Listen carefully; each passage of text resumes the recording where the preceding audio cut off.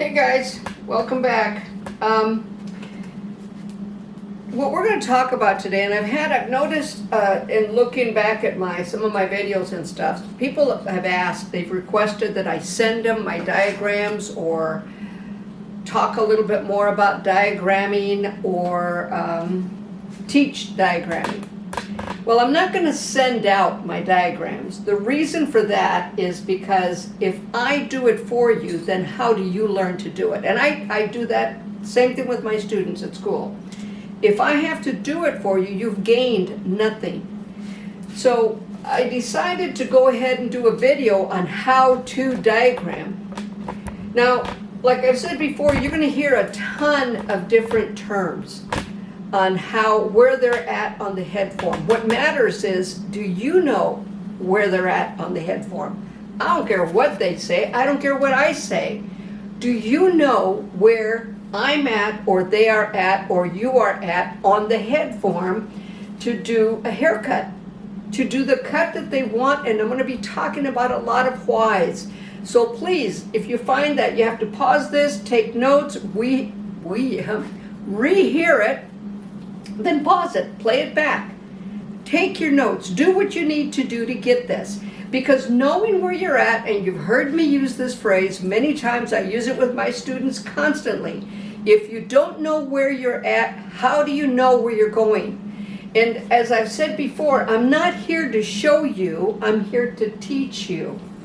So I hope that this works for you. I hope that this gives you a little bit more insight on haircutting. Now, what I've done on this mannequin is I've gone ahead, let me see here, I want to make sure that I've got the head straight. Okay. I've gone ahead and parted off at the parietal line, but I want to show you something. Is that perfectly clean? No, it's not. Okay?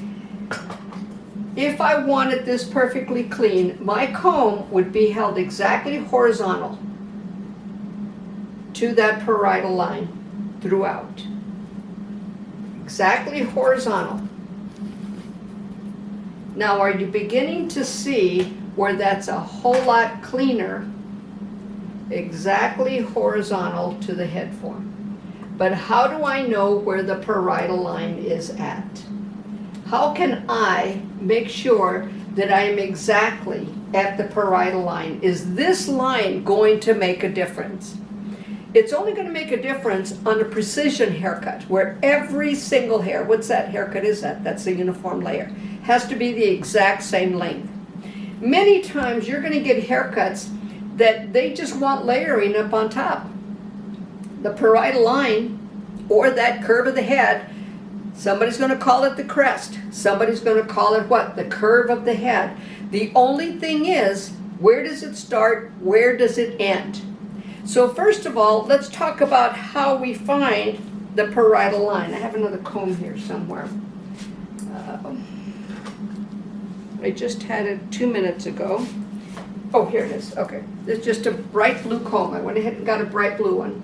So what I want you to see is when I take this bright blue comb and this other blue comb, and I place that on the side of the head, and I place this one on top of the head. All right, so let me place it. Now I want to make sure that you can see it. Let me get in front of this so you can see it. Make sure this is positioned just right so you can see it. So I've got this comb on top, this comb on the bottom. This area dictates the parietal line. That point right there dictates the parietal line. The parietal line is that center of the curve or the crest. The parietal line, and I've shown you this before, if you take it from the center part of the forehead, do you see where that line starts? All right, some of us have a little God, I can't talk today, a widow's peak, and some of us may not, but still yet that center part is the focal point. In other words, the area where you're going to find the parietal line. How do you find the lower ridge to that? Because a curve has a beginning and an end.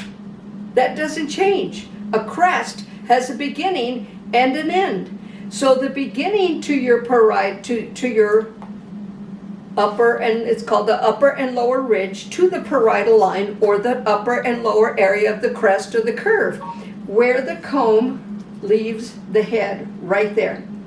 That's the lower ridge. It's important to know where that's at when you're doing a fade, for instance.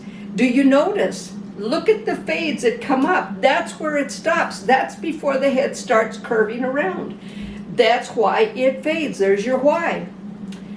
Okay, on top, it's the same thing. You're going to take it from the parietal line. I hope you can see this. I'm going to move that over. From the parietal line where the comb leaves the head, that's the upper ridge. So then we have an exact point for the upper ridge and the lower ridge, all the way around the head. If I take it to the back, it's the same thing. See where the comb, see where the comb leaves the head. That's the lower ridge. See where the comb, now I've got clippies up there, leaves the head. Off the parietal line, that's the upper ridge. Okay, this is what's interesting. That very center part up on top of the head, that's the apex. Everybody knows that that's in the hair business. The highest part of the head is the apex. It's shaped like a goose egg. It's the only way that I can describe it. But the upper ridge comes all the way around. It doesn't just go on the sides, okay? The frontal fringe is involved in this because this would be, your forehead would be your lower ridge. Well, you're not going to, I hope people don't have hair all the way down here, but it is not uncommon. I've heard about it. But the upper ridge is here.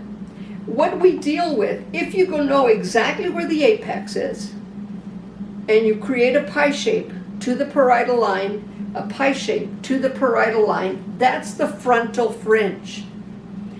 That's the area that you're only supposed to cut bangs at, not straight across and braid it straight down, because what happens, we end up with those little hairs that drive you nuts. If you pie shape it, or triangular shape it, the frontal fringe, then your bangs lay a whole lot better. How high you want to take it, it's only going to go up to the beginning of the apex here, or lower. But still yet, it is a triangle, not straight across, not a rectangular line. Okay, let's talk about another area, and I'm going to draw it out for you here in just a minute. But I want you to know where you're at so that you know where you're going. By the way, order my book. It's out there. Trust your PhD stylist. We are all professional hair designers. We're PhDs. It's got as detailed as I am here about hair cutting. The very last chapter's for you. It's very detailed about color. How color happens, what happens when you combine it. What is the resistance level? The resistance level is your client, by the way. Just in short. A level 1 in product is black because it has a single level of lift. They don't tell you how much deposit it has in it. A level 1 in the resistance chart is white because there is no deposit. That's all the color that's in it. Teaches you both ways. Take a look at it. Google it, you'll find it. It's a good read, decent read. It's got a couple chapters that I'm a little concerned about as far as spelling, but you know what happens. And by the way, Susan is Jewel, and Jewel is Susan on the chapter before the last one. Okay, let's go back. Sorry. Okay, so one thing that's talked about as well is the temporal area. The temporal area. Do you realize in a medical book, this whole area here is identified as your parietal area? Well, in hairstyling, we talk about the temporal area, and it's all of this. This is all the temporal area. Well, okay, that's a good idea. There's nothing wrong with that, to call that the temporal area. The only thing that's real about this temporal area is that it's flat. Turn it around this way. You saw me take that out, and it usually ends right at, if you measure it even on a client, it ends right at the area behind the ear, right at that earlobe. All right, so I'm going to turn it around. Oops, sorry, don't throw your client on the ground. Okay, so, that was quick. Okay, so, flat part of the head. Again, using this comb right there. It starts curving after that. It's flat. Variable things that we have to do because it is flat. Is it the temporal area? Yes, it is. So let me carve this out. And like I said, it's right there behind the ear. This is an area where people want volume.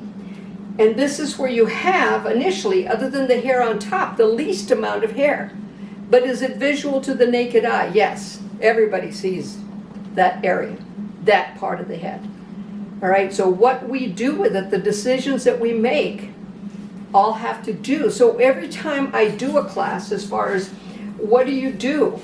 Where are you at? Where are you going? This is flat. Visually, it's flat. Is it the temporal area? Yes, but it's flat. This is the parietal line. Halfway down into that flat part of the head is your lower ridge line. Then it becomes, what, about 2 fingers up? The temporal area. 2 fingers up, upper ridge, off the parietal line.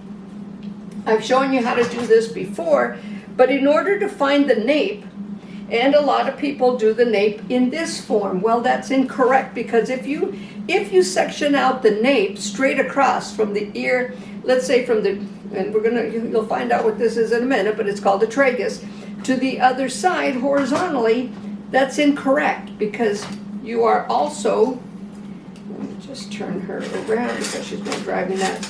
You're also into the occipital. The occipital is where you have the most amount of hair, to include that hair on top that falls on it. This is the maximum hair it's on the head, is the occipital area. Okay, in order to find the nape, if you put your finger here, don't direct it. Do not direct it, just let it slide back. You're going to end up, and I can feel mine. See, I'm not doing anything, it just does it by itself. Do it on yourself with your finger, just place it. Don't direct it, just let it fall. Just like you're stroking your head back. You're going to feel your knowledge bone. Because what it does, I'm going to take it off the tip of the ear, and I can do it on the mannequin as well. And we're going to get a clean line. Probably not, because I'm just doing it with my fingers. But when it comes down, does it matter? Not a whole lot. All right, so I'm going to take this, tip of the ear. There you go. And when you're doing a taper haircut, a gentleman's haircut, many times, that's what they want. They want that nape taken off, and then they want that hair up at the occipital left a little longer for movement, for whatever. If they want to comb it back, comb it down, whatever. Look at guys. Look at, especially, well, not even older gentlemen. You'll see it in a lot of gentlemen. They like maybe a little bit longer. Maybe they don't want that fade. They want a little bit of style in their hair. And if you look at a fade many times will stop right at the nape line. So knowing where that's at, see, this is the occipital. So we've covered the major parts of the head form. Now we're going to cover, and I'm going to do it on paper, the detailed parts of the head form. That looks a little sloppy. So these are kind of coming up, doing what they're supposed to do. So what I'm going to do is I'm just going to take this flat part up so that it's out of the way. But when I'm teaching this to students, we call this the happy face. For some reason, they seem to get it a little better. When I say section it off at the nape line, I show them how to do that, show them how to do it on the mannequin. Once I say, well, just do the happy face, they get it perfect every time. Okay, go figure. So it's just a smile. Okay, so then that also tells them, don't go horizontally across. We're not mad, we're happy. All right? So those are the major parts of sectioning, the big parts. Now let's go into some of the detailed parts. And what you're going to need when you're cutting, do this for yourself until you get a visual on it. Until you can truly see it. This is the point of origin. This is called a protractor. Okay? There's a variety of haircuts, and you're going to hear them when you listen to other educators or other artists that are doing haircuts. They're going to talk about the 45 degree, the 90 degree. They're going to talk about the 0, the 180. Very seldom are you going to hear about the 135. Okay? So it's 0, 45, 90, 135, and 180. So it's separated into increments of 45. So anyways, this is important to have because this is that cell, that single cell where the hair grows. That's why it's called a point of origin. So where we put it on the head form, oh, I'm sorry you guys, let me turn off my phone. Isn't this lovely? There you go. Let me put it on airplane mode. This is kind of eating part of our time, but that's okay. All right, so anyways, it's on airplane mode, so it won't ring anymore. This is the point of origin. So if I put this up here at the very center apex, this is 90 degree from where that grows. If I take that center hair, 90 degree from where it grows. Now there's a haircut that we all recognize as stylists, it's called the 180. Well, it's called the 180 because we pull it straight up. But is it straight up from here? How about here? If it was a 180 from the center apex, it would be out. But that's just a term. Now we're talking about just defined precision haircutting. So sometimes you're going to use terms. So the 180 actually travels around the parietal line, and yet, keep in mind, the 180, if you know how to do it long, you'll know how to do it short as a flat top. Same haircut. Everything on top of the head above the parietal line, or people will say the curve of the head is held straight up. So see, there's certain terms that we use. Now, let's talk about the nape.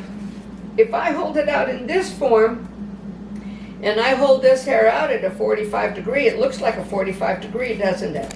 But to where it grows, it's actually a 90 degree. So how precision or precise do you want to get in haircutting? This is a visual 45 degree. It looks like it's at an angle. The head inverts in, it's literally at a 90 from where it grows. So specific areas about haircutting, watch what they do. Watch where they're at so that then you know where you're going. And it's all about form. It's all about direction. It's all about, there's three things that are important about a haircut. The first thing that's very important is sectioning. How do you section it? The next thing that's very important, how do you elevate it? Remember, we just talked about that. But the most important one is how do you cut it? Do you cut it in this form or do you cut it in this form? Do you cut it with your fingers angled? Do you cut it with your fingers straight down? What's going to happen? So do you see where diagramming becomes important if you want to do that exact haircut that you just saw on the video? So all of those factors, look at the way they hold the shear, look at the way they bring it down. I'm this specific with my students. Like I've shared with you before, once my students get into a razor, doing a razor cut, and understanding all these terms, specific, detail, look at what you're doing, watch where you're going, look at the shear. I mean, you know, you guys know the primary, secondary, and extended portion of holding your shear. You should know that because that's important. But then the angle of the cut, because that's what takes it off. So when we're learning diagramming, it has to do with all of this. So do you see, I can send you a picture, but do you see the book I would have to write to give you all the little details? So that's one of the reasons I chose to do this video, to totally take you. This is an educational class. This is school. All right, this is cosmetology school right now. Our textbooks have a way of teaching it, and there's a multitude of textbooks out there. Artists have a way of teaching it, but what do you know? What you know is what makes the haircut correct. The angle, okay, let's just use this as an example. Let's say I hold it in this form, okay? What happens with the hair? The hair at the nape, the hair into at the lower nape, and right here at the nape line into the occipital. What happens to that hair? What if I hold it in this form? Which hair is shorter? Which hair is longer? Is it all going to be the same length? What if I hold it in this form? So do you see the way that you hold it? But the biggest thing is your fingers are directing the cut, aren't they? So how you hold it many times, it's going to determine that particular haircut. Is it wrong? Most haircuts are not.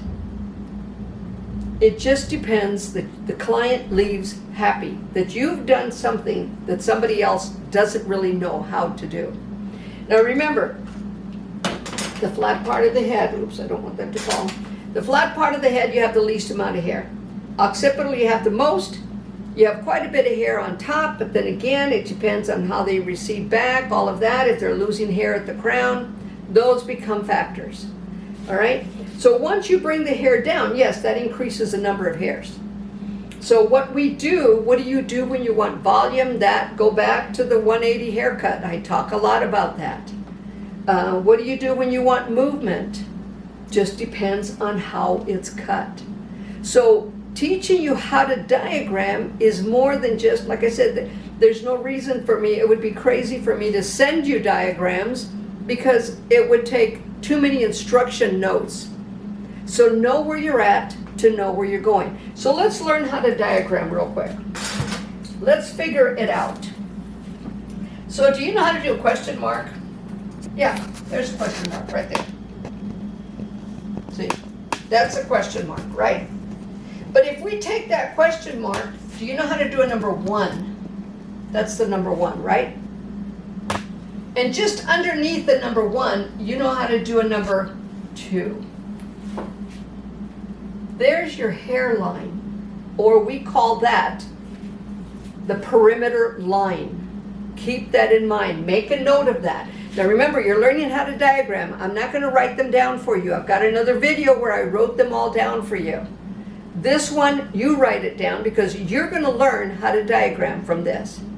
So this is called the perimeter line, the hairline. In other words, the fence. That's the perimeter. All right?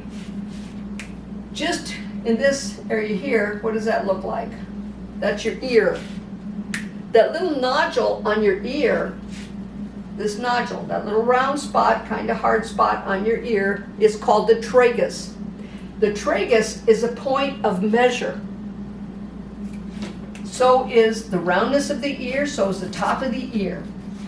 When you're doing a short haircut, especially if you're doing men's haircuts and you're trying to do the sideburns just right, that ear is your point of measure. Don't look at the sideburn, look at the ear. Where did you take it off at the ear? Look at people's ears. Look at the mannequin's ears. See all those lines? There's several different areas that can be used as a point of measure. Even the earlobe can be used as a point of measure. So don't just cut off that sideburn. Don't just cut off that side and then go back to the other side and you're looking in the mirror wondering, okay, are they even? Are they even? You get a pretty good idea they're even if you go by that point of measure, unless they've got really weird ears. I know people say, well, one side of the face is lower than the other. It's not that noticeable, believe me. Okay, so the next line that we're going to create is the parietal line. That's right there. So on your diagram, draw out the parietal line. And then, of course, you've seen the flat part of the head. You see how that goes right to the area behind the ear. It's flat. Put your comb on it, it's flat. Where it starts curving around the head, that curve towards the back to the occipital, stop. That flat area doesn't go any farther than that. All right, then we've got the nape. So the nape is right there. I'm not going to write them down for you. You write them down. That's how you learn. If I do it, you don't get it. Take the time, write it down. That's the nape. Remember, put your hand on there, it goes down. That's the little happy face. All right, within the nape, however, we do have an area called behind the ear. The area behind the ear is extremely important. And on mannequins, cameraman, could you hand me that male mannequin over there? Can you reach over and get it? Just pull him by the hair if you have to. Oh, there you go. Okay, this is a short-haired mannequin here who we did a fade on him. Okay, this area here, look at fades. Look at people with short hair. Pick up, go to your family members. We have 5 minutes? Okay. Go to your family members. Pick that up. This area here, the reason that it's important, yeah, we call it behind the ear. It's within the nape. It is behind the ear. Cowlicks. You're going to find them going in or you're going to find them going out. So cowlicks become extremely important. Now what we're probably going to do in just a few minutes, you won't be able to tell, but we're going to cut off and I'll be adding this on. So this is a little bit longer class. I usually don't like doing videos over 30 minutes because 20 minutes is the attention span, but you're going to be hopefully pausing and taking notes. So the area behind the ear is important to know, especially on a real short haircut, or if you're doing a zero close, because if it's growing up on one side and down on the other, this is going to pop up. So certain things that you need to do in this area behind the ear to make it stay level. She'll leave level. She does it at home, and why is this? This looks a little shorter. It looks shorter. Doesn't mean it is shorter. But that hair does pop it up, and there's things you can do to correct that. Okay, so be very aware of that area behind the ear. I'm going to put that over there. Okay, our next area is, of course, the occipital. So the occipital, and you can see the massive amount of hair that you have, more than what you have on top. So that entire area. Now the area above the upper ridge and the lower ridge, which we've talked about, again, and this travels all around the head, is called the apex. This is the upper ridge. Once you section out your parietal line, you have the upper ridge. You have the lower ridge. And remember, it's all around the head, not just here. It's all around the head. Travels around. It's that curve of the head. But it's got a center line, which is the parietal line. Pair of eyes right there, okay? So there you have your apex. Then we have our frontal fringe or bang. Now let's go up to the front. I'm going to move this over a bit, so hopefully the cameraman won't have to do too much. Okay, so there's, whoops, nope, you can't fall over. Okay, there we have our parietal line. We have the apex. We have the upper ridge. We have the flat part of the head. And of course, there's your temporal area. Here's the tragus. Upper ridge, lower ridge. Upper ridge, lower ridge. It's not different. When you look at the back of the head, there it is. There's your parietal line. There's the apex. Here's the nape. Here's the area behind the ear on both sides. Then you have your occipital, flat part of the head, tragus on the other side. It doesn't change. Upper ridge, lower ridge. Travels all the way around on both sides. The hairline is called the perimeter line. Now I have heard other companies, other books and stuff call the ends of the hair the perimeter. And the perimeter, 1 minute? Do I have 1 minute? Okay, so we'll stop anytime and just restart. Okay, so he's just gonna stop it for a second and then I'm gonna come right back. Okay. Okay, so, all right, students. So, if you know that your hairline is your perimeter, that's your fence line. Anything inside that is the interior, inside that fence. So, what happens when hair is directed in one direction or another, in other words, let's say the hair up here. Let's say that's directed back to blend with the occipital. All right, look at that. Is that going to be longer? Longer on top. If it's directed forward to blend with the perimeter line, do you see where it's going to be shorter? When hair travels, it's going to be longer. However, at the perimeter line, that's where you get your variable. So knowing about diagramming and bringing it forward, if we bring it straight forward, it's going to be shorter. If we bring it up, again, depending on where we're at on the head form, if everything goes up, where's it longer? This is where your own diagramming becomes essential. That's why I want you to diagram instead of me sending them to you, because would you be able to read this without a multitude of notes? No, you wouldn't. Now here's the other factor. Remember I told you about the protractor? What angle are we holding this at? 135 degree if I put it there. But what do we call that? A 45 degree going up. All that means is diagonal. That's it. But you do have a cutting point, which would be the cutting point here. Again, look at the angle of the cut. So looking at the fingers and how they're holding the shear, what direction they're doing, will allow you to learn to create that exact same haircut. But if you don't know where you're at, if you don't know the elevation, if you don't know the sectioning, then you're going to be lost. And then you're going to wonder, why didn't this work? Now, cutting straight hair, cutting curly hair is totally different. Now, one thing I want to add today, I'm going to review this real quick. How do we do a diagram? Question mark.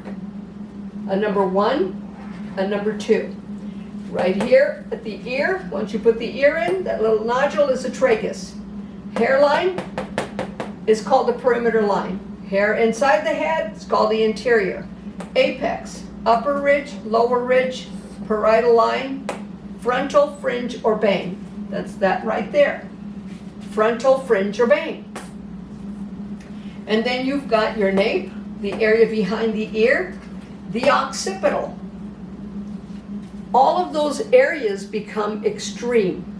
Parietal line, that's the separation. That's the center of that crest, the center of the curve of the head. How do you find it? You place your comb, and then that point right there becomes the parietal line, or you can just see it on your head. Look, put your hand right there. Put your hand on top of your head. Where does it turn? The fingers go this way, the palm goes that way. If I do it in this form, my hands are traveling around my head. But put it on the flat part of your head. That tells you where your parietal line is at, where that bends.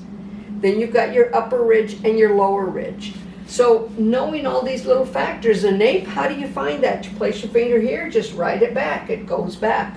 Does it for you. So these are all factors. Now how about when we take it and we hold it straight down? What is that? Again, point of origin, that's a 0. It would be a 0 with all of it, unless we're here. So how precise do you want to be with a cut? Some of it you can just see, some of it you can just know.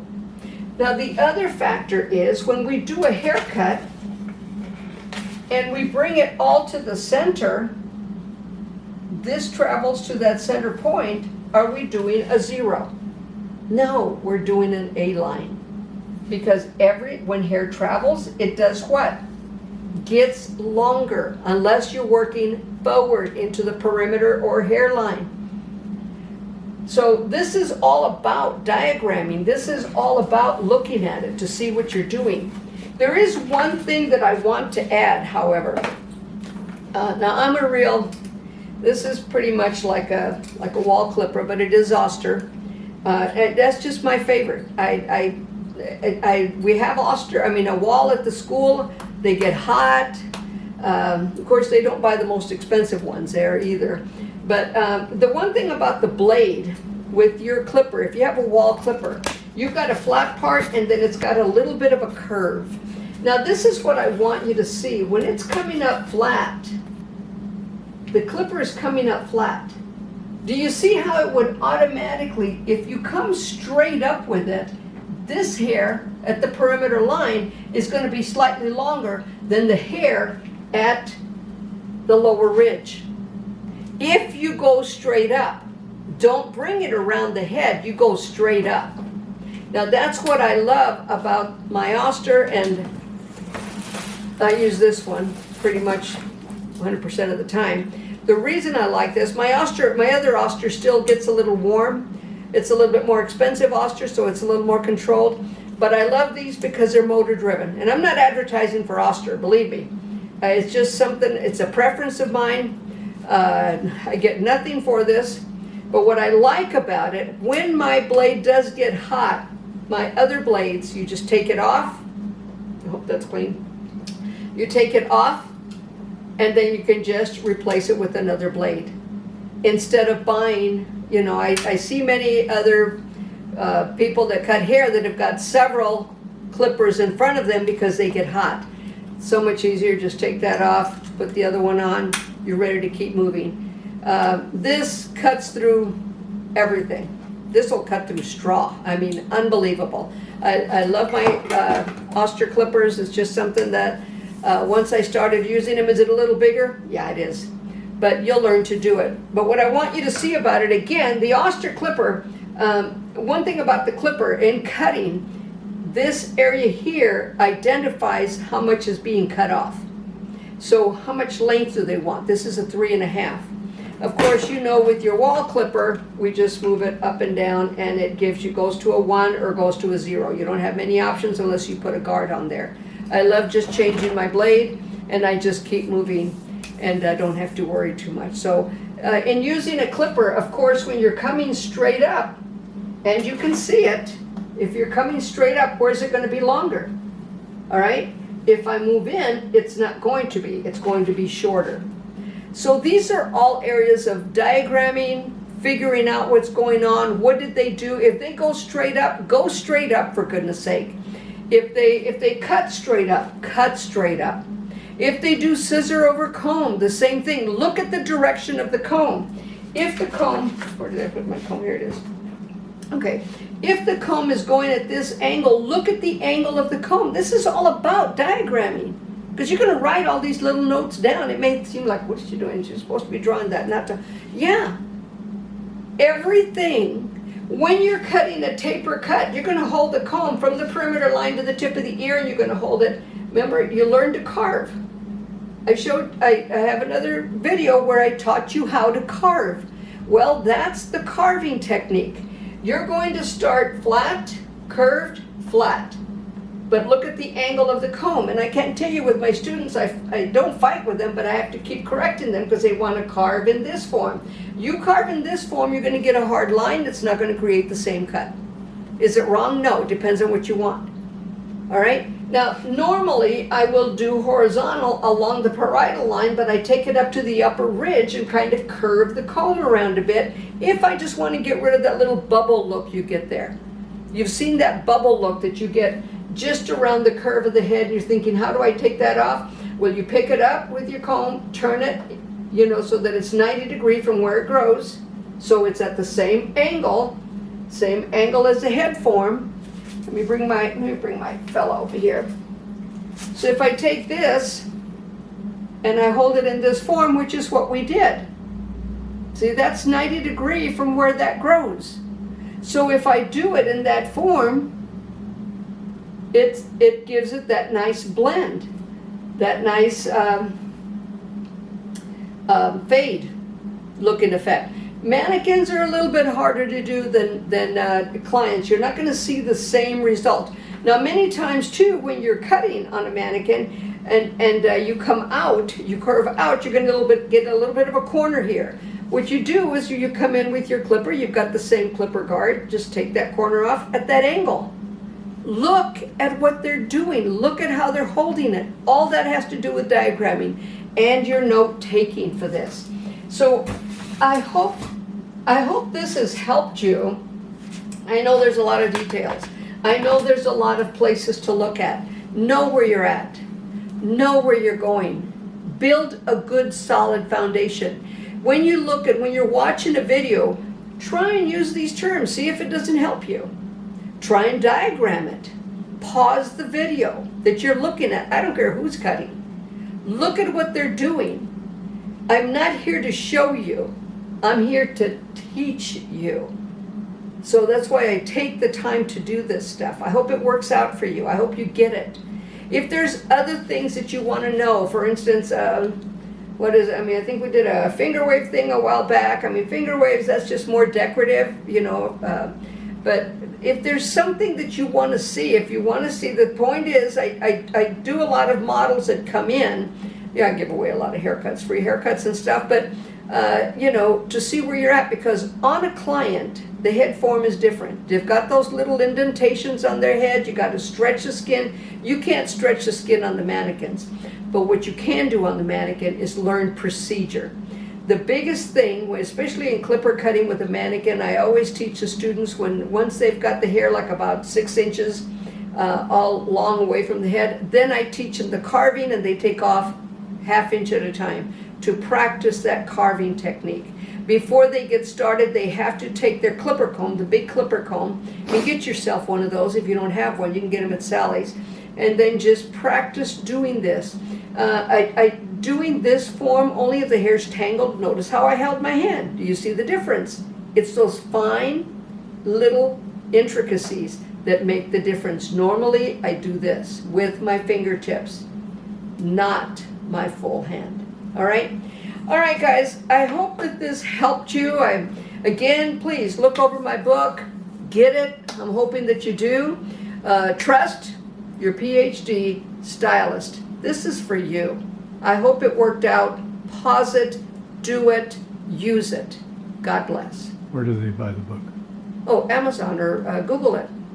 You can just Google Trust Your PhD Stylist, and it should be there. It is under Westbow Press as well, if you need to do that. That was my cameraman, making sure.